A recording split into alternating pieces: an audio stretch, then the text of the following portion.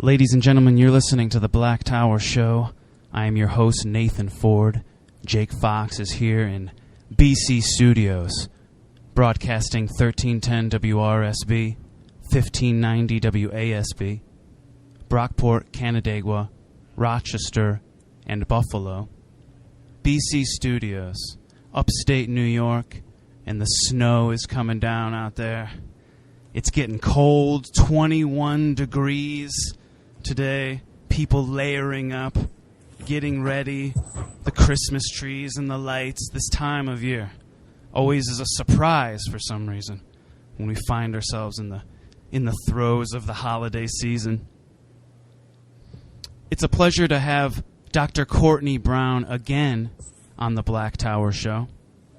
We had him on probably 6 months ago, thereabouts. Had a great conversation.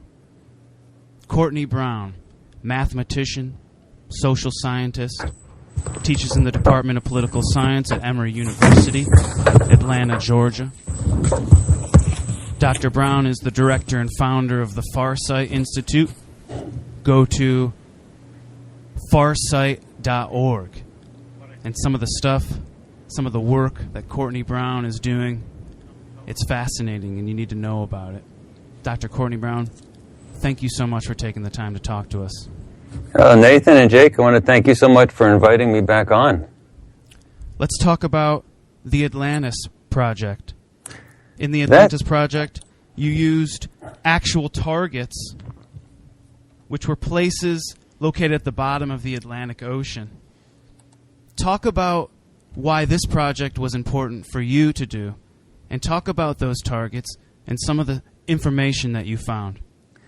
Well, this has been, we always have a project going on. Mind you, I do this all at the Farsight Institute. That's www.farsight.org. I don't do this as part of my university activities at Emory. The remote viewing stuff that I do really is very cutting edge, and it's really not taught or discussed in a serious manner in any university setting around the world. But that will change, and that's sort of typical for many things. I can only say that the Atlantis project is one of our most interesting projects. We have another project that's nearing completion now, in the sense that the remote viewing is all done, and we're trying to organize the material, and that's going to be equally a showstopper, and that will be available up and presented in about a couple months. So if you guys want to invite me on, you will have your jaw dropped even further. If the Atlantis project drops your jaw down to your neckline, the other one will drop it all the way down to the belly button. So this is what we do. We do projects, and this Atlantis project started because in the original Google Earth imagery for the ocean bottom, there were two anomalies that were overwhelmingly interesting on the bottom of the ocean. The first was off of the coast of Morocco and Portugal, 1,000 miles west, 3 miles deep. And it looks like the outlines of an ancient city, a huge city, about a quarter of the size of Portugal. And it looks clear as day. If you had taken a city and submerged it and let it sit there on the bottom of the ocean for a long while, that's what it would look like, with all of the street lines and everything. And so when that first came out, some oceanographers initially dismissed it as what they called ship tracks. Now, I work a lot with imagery, and I know what ship tracks are. Ship tracks are two parallel lines, like a ladder, and in the middle, it's very high-resolution imagery, and on the outside of that, it's very low-resolution fuzzy imagery. And the reason is that these images on the bottom of the ocean are not gotten by satellites, but rather by ships that travel on the surface using sonar. Now, if they don't do parallel overlapping strips back and forth to cover a large area, they have what's called a ship track in the sonar imagery, which is a very high-resolution pathway right underneath where the ship traveled. And this anomaly that's on the bottom of the ocean I looked at it and I just said, that's crazy to say those are ship tracks. Those are not ship tracks. I mean, I know what ship tracks look like, and those are not ship tracks. And use those images as targets, correct? Yeah, and so with remote viewing, we had another anomaly at the bottom. So at the bottom of the ocean near Antarctica, where it's parallel, rectangularly spaced holes in the ground in the water right off the coast of Antarctica. Clearly, it's not whale droppings. These are a large rectangular grid of holes in the ground. Somebody put them there. And so what we did was we said, again, they were sort of silt covered, so it was a gentle sloping to the grounds, but it's unmistakable. So I simply disagreed with the oceanographers and said, this is of interest. So we started a remote viewing project. A remote viewing is a mental procedure that was developed by the United States military and used for espionage purposes. The science of remote viewing is not in dispute among people who know anything about it, and it was never in dispute in the military. The official program was closed down in November 1995, when it became public that the military was doing that because of the scandal involved. And it was a planned scandal. They knew that it was going to come out, so they had sort of planned the opening of it. And everybody that I know that is reasonable, very much knows that, or assumes, and it's hard to say it. It's hard to say it in sort of a kosher way, but that the military has a remote viewing program that's ongoing, and in fact, it's much bigger than it used to be. You believe it's still ongoing now? Oh yeah, there's no question in my mind, and it's bigger than it used to be. And I mean, I have really good information, but I'm not able to say that. Yeah, you can say it. That's fine. No, I can't because the reality is it's hearsay. Hearsay is something that you heard somebody say, and the other people are not there to talk about it, and a judge would throw it out immediately. So it's absolutely worthless. So the only thing I can say is that it is my belief that is grounded firmly enough for me to accept it without any question whatsoever, that the program is ongoing, and it's a much bigger program than it used to be. Very interesting, in fact, what they're actually doing. And and if that ever becomes public, they will close that one down and say, oh my gosh, some rogue general did that. How did that happen? And then they'll immediately start up another one. So it's a mental process where people under totally blind conditions, without being told anything about what they're supposed to be perceiving, are able to perceive what's called a target. And a target is a place, an event, with subjects or not, that they are supposed to perceive, and they perceive these things mentally. Again, they're not told that they're supposed to see, for example, they're not told that they're supposed to perceive the Eiffel Tower at a time and date. They're just told there is a target, describe it. And somewhere else, someone has the identification of what that is, and that target is, say, for example, the Eiffel Tower. And the remote viewer doing the procedures that were developed by the United States military in the 1980s and 90s are dead on. I mean, they're an accurate description. Now, the science of remote viewing has advanced tremendously since its release from the military, and the procedures that are used now are derivative of military procedures, but they've gone far beyond that. So the Farsight Institute, which is www.farsight.org, it's the only major scientific venue that exists where remote viewing projects are done using using people who have been trained in these military or military-derived procedures, and these are full-blown projects. So these are the very best remote viewers on the planet Earth, and that means that this is unlike somebody who's just having a psychic perception or sort of an intuitive gut feeling. These are people who, under totally blind conditions, can describe a target in impeccable detail and sure, very, very, very accurately. It's like going to Carnegie Hall and hearing a great pianist. Yeah. Anybody can bang on the piano, but are you convinced that the piano can produce great music?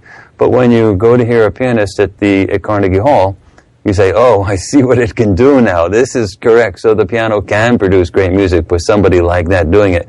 So anyway, so we did an investigation of these two anomalies on the bottom of the ocean. And let me ask one quick question. Sure.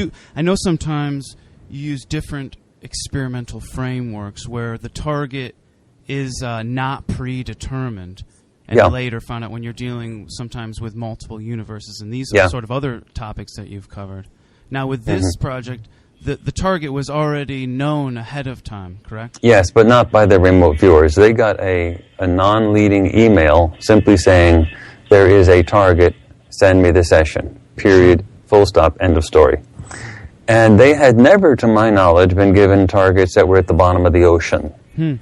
So they were totally unexpecting anything like this. And what we got back with these two viewers, these were people, normally we work with people who do either controlled remote viewing, often studying or working with, in some way, Lynn Buchanan, who came out of Defense Intelligence Agency in an official remote viewing program.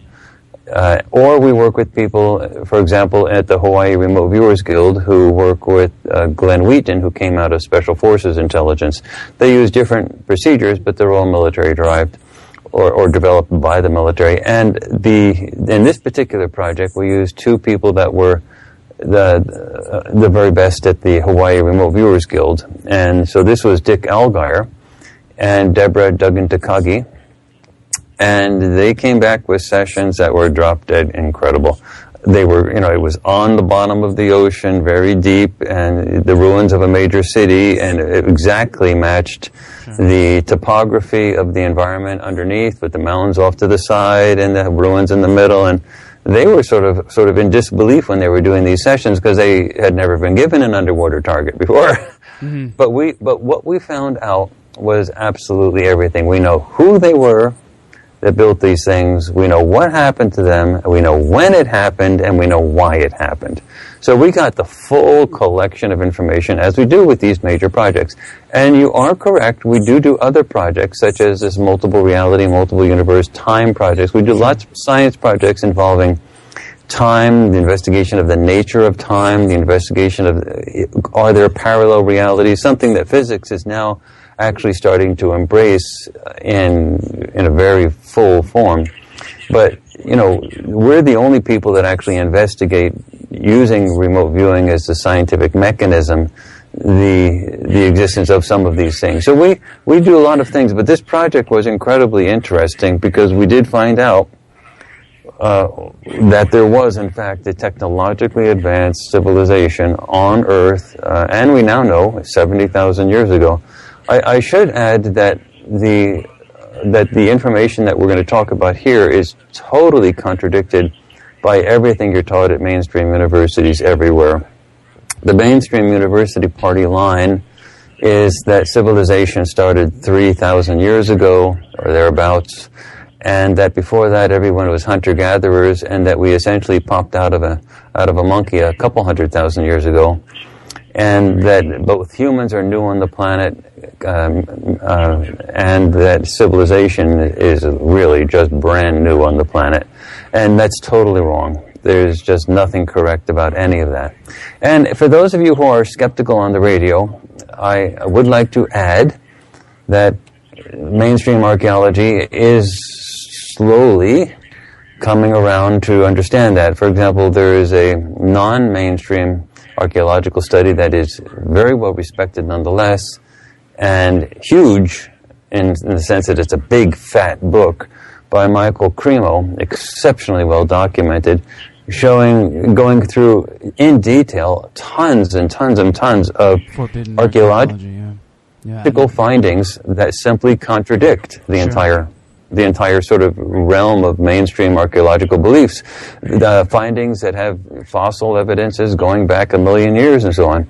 And for those who are even still upset, that maybe Courtney Brown is saying things that just can't be true, there was a publication that came out in Nature, the most recent edition of Nature, in fact, so this is brand new, and it is now not in dispute. There was a fossil of a contemporaneous, modern human that was discovered, and this fossil was found in a pit of a whole bunch of bones that is 400,000 years old. That means a human DNA over 400,000 years old was in this pit. Now that is a game changer, and actually Michio Kaku, the physicist from the City University of New York, was on CBS News talking about this as a major thing, and he was very upfront about it. He said this is a game changer,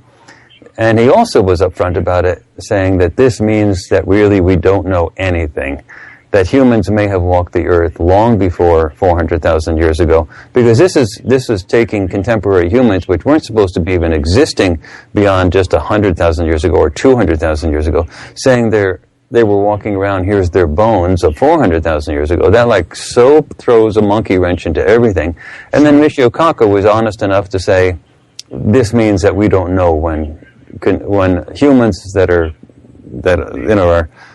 modern in the sense that we are looking at modern really were walking around. They apparently didn't just pop out of an ape a couple 100,000 years ago. The reality is they've been walking around for hundreds of thousands and perhaps millions of years, and that gives a lot of credibility to Michael Cremo's really fat book on it's called Forbidden Archaeology. And these are things Michael Cremo detailed in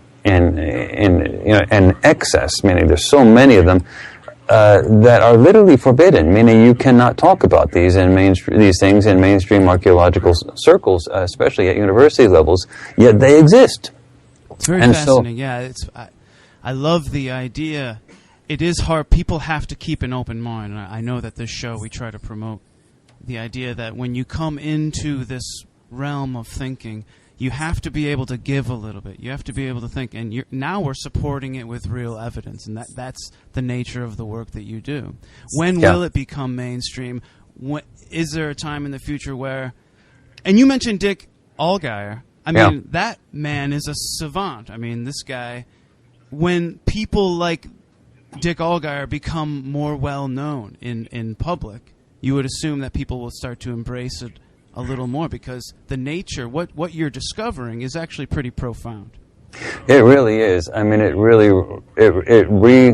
reformats subjects that are taught at universities in every department, because it basically says that not only is mainstream archaeological thought as well as mainstream anthropological thought is incorrect, but also I work in a political science department, for example, and I teach mathematics courses there. I'm a mathematician that teach mostly stats and nonlinear differential equation modeling, things like that. But that means in social science programs like political science, sociology, and things like that, it's not just mainstream archaeology, but also like if there were societies that were sort of technologically equal to our own, then what were their politics? What the heck did they do to ruin themselves and end up on the bottom of the ocean? Well, you start to think about, when I hear, like we've had Michael Cremo on the show before, and the idea that there's a cycle, because you look at nature, there does seem to be this kind of cycle. Yeah. You wonder if past civilizations had to deal with the similar issues we're dealing with, corruption of government, these sort of things, and have managed to destroy themselves through those sort of... It makes me think about, are we heading for kind of another cycle here again? Well, actually, what you're raising now refers mostly to work by, say, for example, Robert M. Schoch. That's S-C-H-O-C-H. And he's a professor at Boston University, tenured. And he actually studies these cycles. And he has a theory that is very well supported with archaeological data, that the cycles seem to be related to solar activity. And so that what happens is that the sun basically flares up, and with things called like coronal mass ejections that every once in a while flare up and scorch the earth with electromagnetic radiation. Now that means plasma storms and things like that. And this does not necessarily mean heat, although in some cases it can. It really means that you're talking no electronics working as sort of a minimal level. But he seems to suggest that it could actually include plasma storms that essentially wreck life on Earth, not kill everything, but sort of wreck civilization type elements. And the evidence of that is remarkable because we have now discovered an enormous number of sites where people buried themselves. For example, in Göbekli Tepe, which is a very large and very recently, actually still being excavated site in Turkey. It's huge, hundreds of acres. It's at least, and it's built in stone, and it's at least on the level of complexity as the Great Pyramids of Giza. And so the people that built that were, at least at that level of construction capability. Sure. And what they did was they buried themselves purposely. It wasn't buried by time. They purposely had these huge stone structures in Göbekli Tepe in Turkey, and they buried themselves as if they were trying to protect themselves from something coming from up. And this is so remarkable because the carbon-14 dating for this site goes back approximately 10,000 years or more. So that means that's way beyond the 3,000-year marker that contemporary archaeology talks about in mainstream university classes. But we're talking, 3 times that already. And this isn't something you have to just take my word on. This is a huge site. You can jump on an airplane and fly to Turkey and go to see it. And so it's really not in dispute. But the implications of stuff like that just hasn't sunk in yet to the mainstream cycle. So they're still using the old party line of civilization starting 3,000 years ago, and before we were hunter-gatherers. Yeah, I mean, it's so, a lot. I'm just thinking, I was just being very pessimistic there while you're talking about how a lot of things haven't sunk in. I mean, we talk about, how about political corruption that hasn't? We're still waiting for that to sink in. Well, actually, we know the whole story of this Atlantis stuff, and there was a tremendous amount of corruption that ended up the reason that's why they're at the bottom. By the way, this particular study, we do 2 things. We put up we're a nonprofit, a 501c3 normal nonprofit research and educational organization. So we put up everything, all of our remote viewing data on our website, of course, but it really takes a bigger type of presentation to put it all together and show people, and it goes beyond the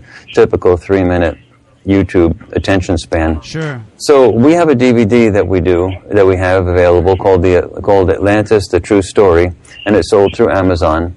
And that's the place where people should actually see the entire story. And we have links to it from our website at farsight.org, taking you to Amazon to actually see it. But that have you ever DVD allowed people to see? Have you ever allowed people to? I'm sorry to interrupt. Have you allowed people to see the actual remote viewing sessions? It seems like always. if those were like an event that people could go to, like they could go see a show. Oh, you mean to see them live?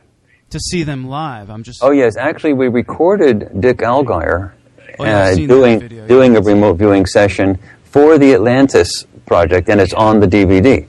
And that's to die for. I mean, when you actually see him and saying, this thing's underwater. How did they build this thing? And he starts probing it and feeling it out and sorting it. And look at this is what's going on. How did they look at that? And he explores the whole thing, and he draws it on a whiteboard and just right on video. And this new project that we're doing, we have 2 remote viewers on this new project we're doing. Daz Smith, who's arguably the best CRV viewer in the planet, that's controlled remote viewing, and Dick Allgaier, again, and they both do whiteboard sessions on video. So we are showing that. Now, the only issue with that is that when you do a remote viewing session live, it often goes for a long time. Like paper and pencil ones go for an hour and a half. Sure. And when you're doing whiteboard stuff on video, they also go for like an hour. So we have to edit it. It's like watching the grass grow. Yeah. We have to edit it to pick out the spots to keep the attention span up, so people can actually go from minute to minute. So that's what we're doing literally right now with this next project. But the one that we did for the Atlantis, has a session that Dick Algar did, and on the DVD, and when you see it, it knocks you right off your seat. By the way, I should say that when we did this, Google Earth came out with a new version of Google Earth imagery. We call it Google Earth Underwater Imagery 2.0, where the anomaly at the bottom of the ocean in both places, mostly the one off of Morocco and Spain, almost went away completely. And again, oceanographers chimed in and said, see, it wasn't XY, it wasn't Atlantis or anything, or it was civilization, it was just something that was a mistake, a glitch in the imagery stuff. Yeah. Well, I looked at the new imagery, and again, I had to disagree, because it was very clear what happened. Nobody fixed anything. What they did was, in my opinion, and I have to phrase this for liability reasons, and I have to phrase this as totally in my opinion, but it's very clear, and I show the evidence. I show what I consider the clear and unambiguous evidence of this on our web pages as well as in the DVD. That very high compression algorithms were used, and those algorithms, perhaps applied in good faith, but were used to essentially flatten the anomaly on the ocean. Now, if you take any image, let's say you have an image of your grandmother. And you start applying high compression algorithms to it, your grandmother will go away. And if you take the Rocky Mountains and start putting high compression algorithms, your Rocky Mountains will eventually fade away, because what you'll get is a loss of the gradations in color. You see things in an image because things change with their color or in their grayscale from one low value to a higher value, and there's a gradation, a gradual change in that. That's how you see these images. And every time you apply extreme compression, what you're doing, and Google Earth has to use compression because of these file sizes. The raw file sizes are enormous. Yeah. And so whenever you apply extreme compression, you're literally eradicating the gradation. And if you put enough compression on, you will have no gradation whatsoever. And evidence of that in the new Google Earth imagery is overwhelming, because you have these huge patches right where the anomaly is that have absolutely no gradation whatsoever. They're the exact shade of color. There's no change whatsoever. And those patches follow the pixel lines, which is clear that the high compression algorithms were used, and it simply eradicated everything that was down there. Nothing was fixed whatsoever. So what I think they're actively doing that, though. Yeah, and now I am not saying that the oceanographers conspired to corrupt Google Earth imagery. What I am saying is that all Google Earth underwater imagery is governmental data. Mm-hmm. They all originate from ships that are under contract by the United States Navy, and the government can do whatever it wants with those data before any scientist or university or institute gets their hands on it. And what has happened in this case, in my strong opinion, it's a very clear case of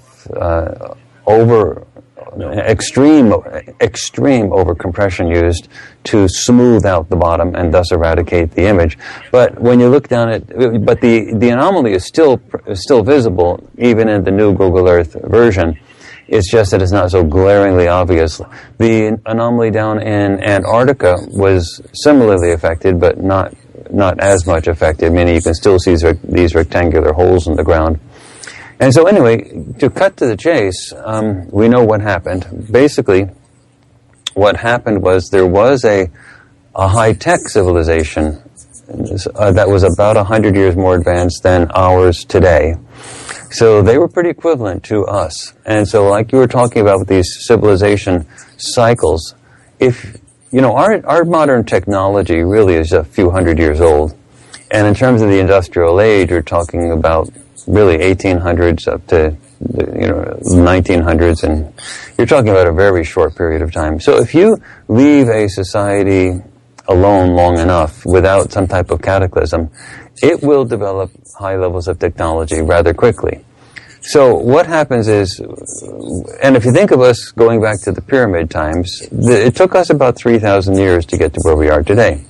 So if you have a society that is uninterrupted for, say, 10,000 years, that's a long time, and they will develop high levels of technology. So at some point in the past, there was an uninterrupted stretch that allowed humans to develop a high level of technology, and we call that the Atlantis thing, for lack of a better word, because it was a high level of technology, and we also found out that in this particular case, they were not destroyed by a natural cataclysm. They did it to themselves. They messed up.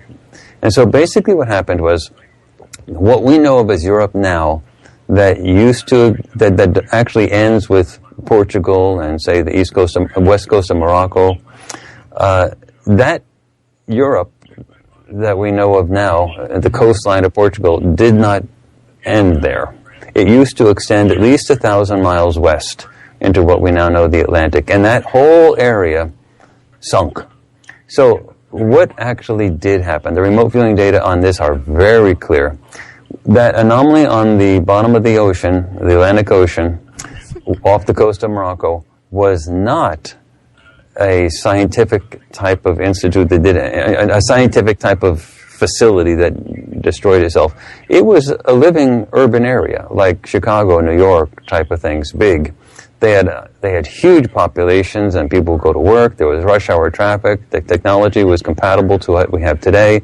The architecture was actually a little old style in the sense of, think of New York City type architecture in the 1950s and 60s, with the vaulted ceilings, with the arches, sure, that type of thing. The rectangular type of skyscraper technology didn't dominate in that particular area.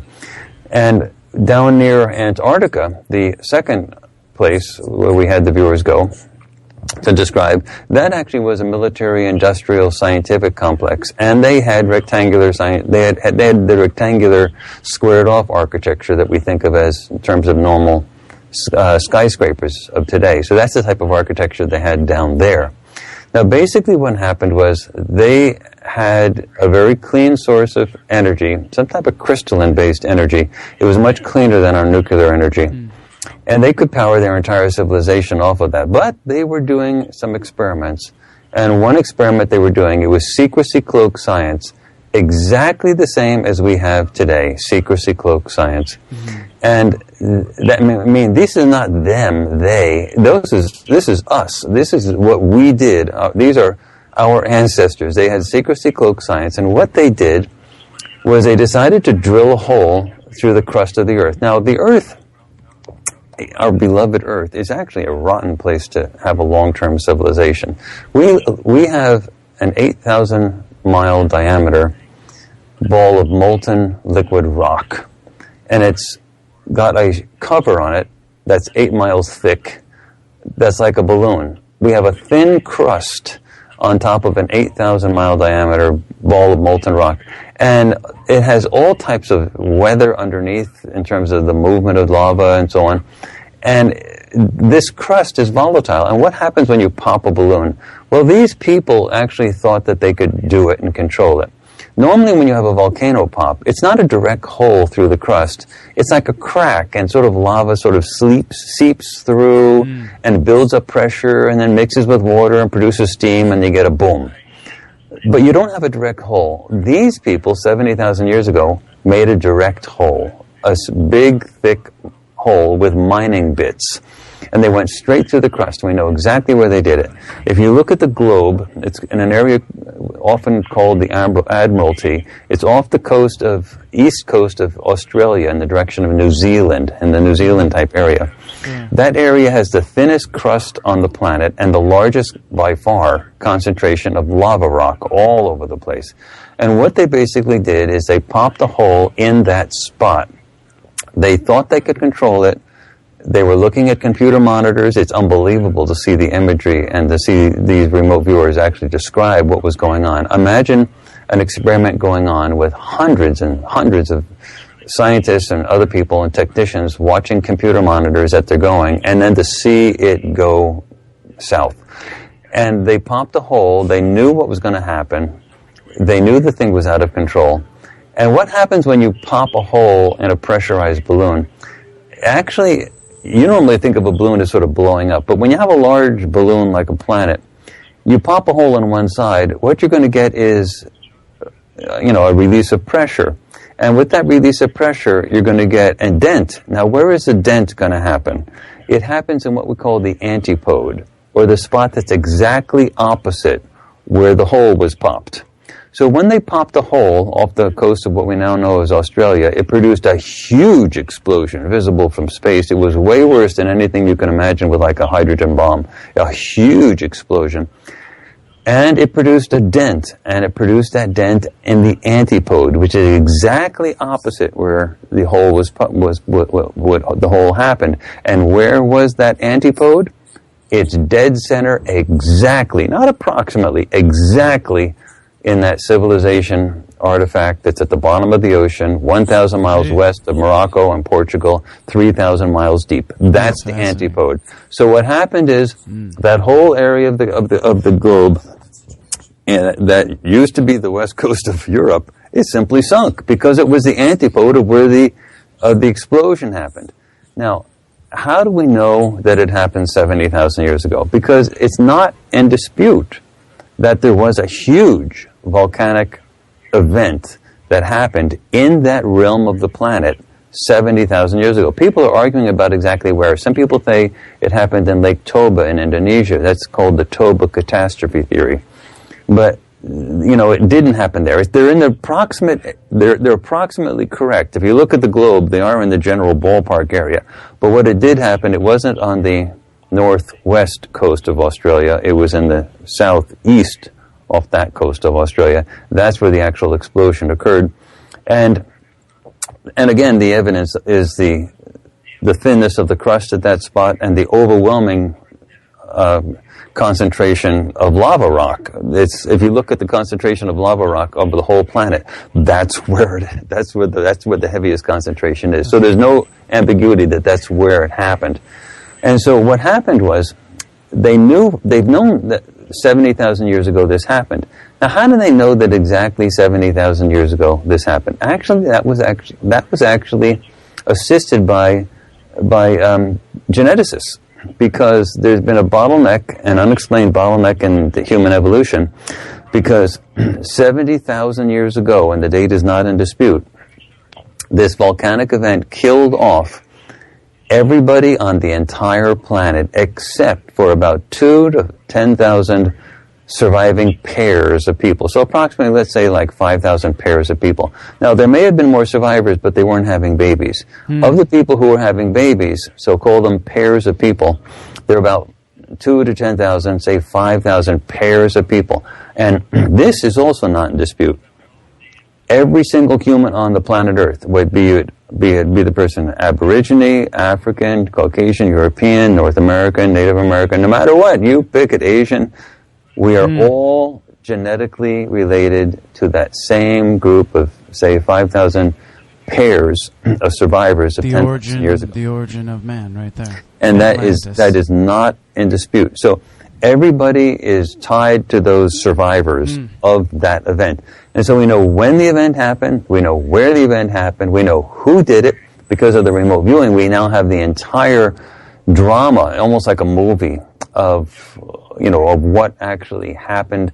And it didn't happen in an instant. They had some days' notice. They knew it was going to happen. They saw the experiment go belly up. And so they actually had enough time to notify people. And they notified people not just electronically, but also with loudspeakers on the surface. And everybody literally congregated, not believing their eyes, their ears. They congregated on the surface. The military tried to control things in the exact same way they would try to control it today, keeping people in order. But it was clear that this was the end. They had enough time to try to organize not a rescue effort, but a survival effort. They knew this was a potential extinction level event, so they in the so-called Atlantis area, which is that civity area on the bottom of the ocean in the Atlantic Ocean, they actually organized ships to take people, and the only people they put on it, this is the level of detail you get with these remote viewing sessions, the people that they allowed on there were almost entirely women. Some men were allowed on, but they were mostly just to operate the ships. The women had to be of childbearing age. They had to be fecund. They had to be, in the sense of capable of bearing children or pregnant. The older women were not allowed on. Just normal men were not allowed on. They had just enough men to sort of operate the ships.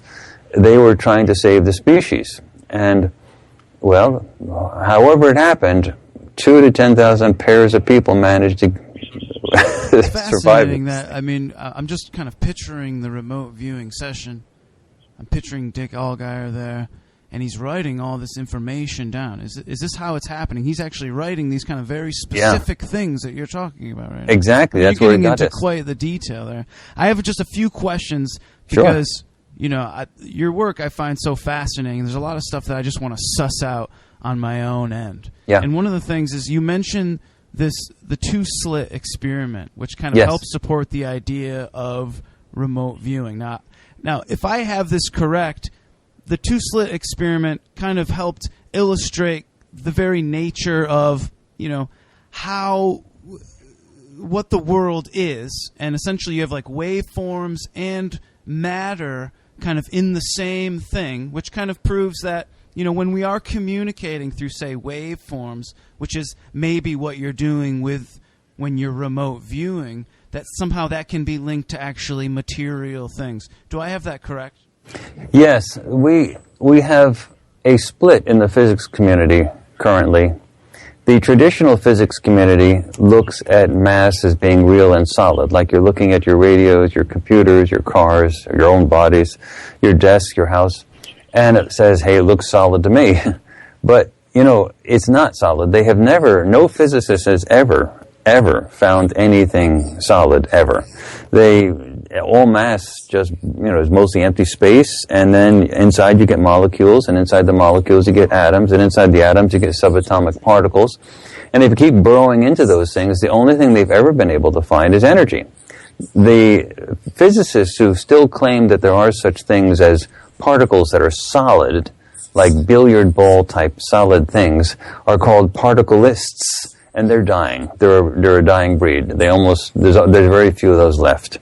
And so basically the only thing that they've ever really discovered is energy. And energy works on the level of frequency. And so you can say, as we now understand it, that all existence is frequency-based, and this entire universe is frequency-based. And you can say, but look, I look solid, I look real. But the reality is, if you bring a primitive person, or let's say a monkey, into a room with a big flat panel TV, they'll think they're looking at something real. And it's only a matter of, say, just imagine 10 years from now, they'll probably have 3D television where Luke Skywalker, Han Solo, and Princess Leia will be literally in your living room looking as real as you and I, doing the Star Wars stuff. I mean, they will develop that type of hologram technology. And if you bring a primitive person in who doesn't know that stuff, they'll say, what is Luke Skywalker, Han Solo, and Princess Leia doing in your room? And you'll say, oh, that's not real. They're just frequencies interacting, called a hologram. And the person will say, to heck with that. That's real. And they'll go up and try to shake the hand of Han Solo. So the point is, just because we look real and solid doesn't mean we're real and solid. But is that my question is that what is happening when you're doing the Atlantis project?